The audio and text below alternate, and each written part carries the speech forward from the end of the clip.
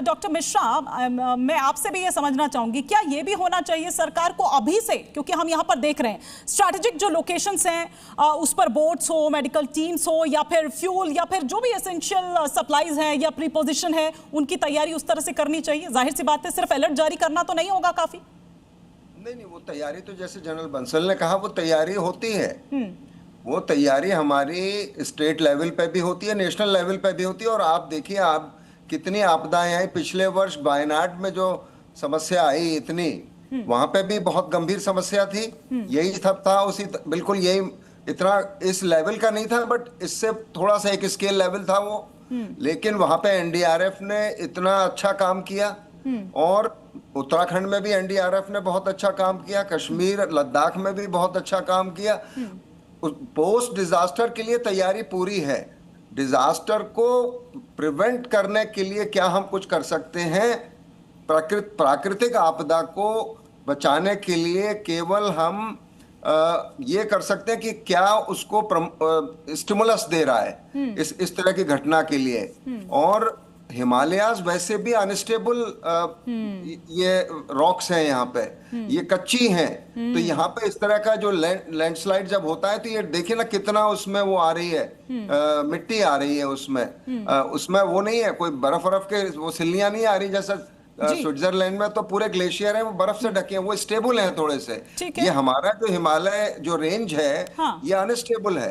दीक्षु जी, मैं आपसे यहाँ पर समझना चाह रही हूँ कि क्या जो हर जो फ्लड प्रोन डिस्ट्रिक्ट है उसका जीआई बेस्ड जो डिजास्टर मैप है, क्या वो एक होना चाहिए? बिल्कुल हिमानी, वो तो जरूरी है। बट एक चीज मैं बहुत आवश्यक यहाँ बताना चाहूंगा कि हमारी इस चर्चा में ये बात हो रही है कि प्राकृतिक आपदा है और उसे रोका नहीं जा सकता। ठीक है, कुछ हद तक शायद मैं वो समझने की कोशिश करूंगा, लेकिन द मेन इशू इज कि जब ये ऐसी कोई आपदा होती है तो उसका कितना डैमेज होता है। और वो डैमेज इसलिए है, जिस तरीके का गंभीर रूप का हम देख रहे हैं आपके स्क्रीन पे, वो इस वजह से क्योंकि ये जो कंस्ट्रक्शंस हुई हैं ये गलत हुई है। ये कंस्ट्रक्शन जहां नहीं होनी चाहिए थी। पहाड़ों में हमें हमेशा ध्यान रखना है कि एक वेलोसिटी से पानी आएगा, और फ्लो ऑफ वाटर को अगर ह्यूमन सेटलमेंट रोकने की कोशिश करेगी तो तबाही तो होनी ही है। हाँ। तो इस तरीके की चीजें तो सर, आप एक टाउन प्लानर भी है, और मैं उस लिहाज से भी आपसे ये पूछ रही हूँ कि क्या जब सरकारें ये नए पुल हो, सड़क हो, या फिर इस तरह से कोई भी मकान बनाती है, तो क्या प्लानिंग में फ्यूचर फ्लड रिस्क जो है उसको तवज्जो दी जाती है, उसको पर्याप्त महत्व दिया जाता है? नहीं दिया जाता जितना दिया जाना चाहिए। और आपने जो जीआईएस का भी पूछा, इस तरीके की बहुत सारी टेक्नोलॉजीज आज हैं, आसानी से हर इंजीनियर के पास होती हैं। और उस तरीके की फीजिबिलिटी स्टडीज करना, हमारे यहाँ पे फीजिबिलिटी स्टडी की जगह पहले ही डिसाइड हो जाता है पॉलिटिकली कि किस तरफ से सड़क जानी है, किधर टनल होनी है। But that's not right. जैसे अभी डॉक्टर मिश्रा जी ने कहा कि भाई Himalayas is a very fragile mountain range, और ये अभी भी इवॉल्व हो रही है टेक्टोनिकली, ये अभी भी हिलती है।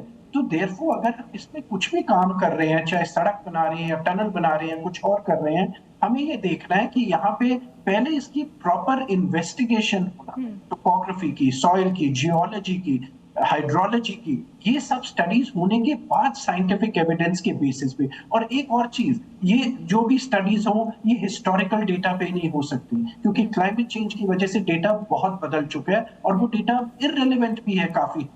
तो हमें फ्यूचर प्रोजेक्शंस के डेटा के बेसिस पे डिजाइनिंग करनी जरूरी है। और मैं आपको ये पूरा आश्वासन दे सकता हूँ कि अगर हम साइंटिफिकली डिजाइन करेंगे तो कोई प्रॉब्लम नहीं आनी चाहिए। जैसे किसी ने अभी स्विट्जरलैंड का एग्जांपल दिया, क्या वहां ऐसी तस्वीरें हमें देखने को मिलती है?